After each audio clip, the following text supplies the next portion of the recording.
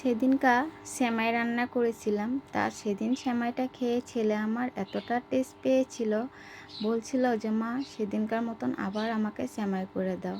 ছেলে বলা মাত্রই চলে আসলাম রান্নাঘরে। তা হ্যালো এভরিওয়ান, আশা করি সবাই ভালো আছো, তোমাদের আশীর্বাদেও আমি অনেকটাই ভালো আছি। অনেক দিন হয়েছে কোনো লং ভিডিও শেয়ার করি না, তো আজকে ভাবলাম অনেক দিন পর আবার আজকে একটা লং ভিডিও শেয়ার করি। তো এদিকে দেখো ছেলের জন্য খাবার রেডি করে দিলাম। ছেলের যেহেতু স্কুল আজকে বন্ধ ছিল, তার জন্য ছেলে ঘরেই ছিল, ছেলেকে বললাম খেয়ে নিতে জন্যে। তারপরে আর কোনো ভিডিও করা হয়নি, তার জন্য তোমাদের কাছে শেয়ারও করতে পারিনি। তারপরে যে যা গরম পড়েছে, এই গরমের মধ্যে এই হালকা পাতলা খাওয়াগুলোই কিন্তু সবচেয়ে অমৃতের মতন লাগে, ঠিক না? তো আজকে দুপুরবেলা করেছিলাম লাউ দিয়ে মুগ ডাল, আর তার সাথে ছিল আলু সিদ্ধ দিয়েছিলাম, বকফুলের বড়া আর তিতাকেলা ভাজি।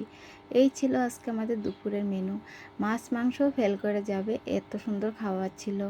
এদিকে দুপুরবেলার খাবার থালিটা আমি বেড়ে নিলাম, ওরা তো খেয়ে নিয়েছে, তারপরে আমি এখন নিজেও খেতে বসবো। তো খাওয়া দাওয়ার পরে এখন ছেলের কয়েকটা হোমওয়ার্ক ছিল, যেহেতু টিউশন চলে যাবে, তো হোমওয়ার্কগুলো করে নিচ্ছিল ছেলে।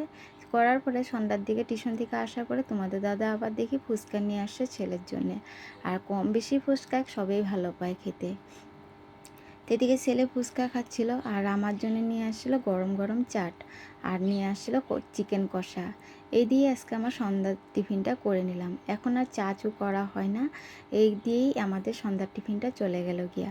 আর চাটটা এত খেতে টেস্ট ছিল, কি বলবো। তা আজ রাখি, আবার দেখা হচ্ছে আর একটা নেক্সট ব্লগে।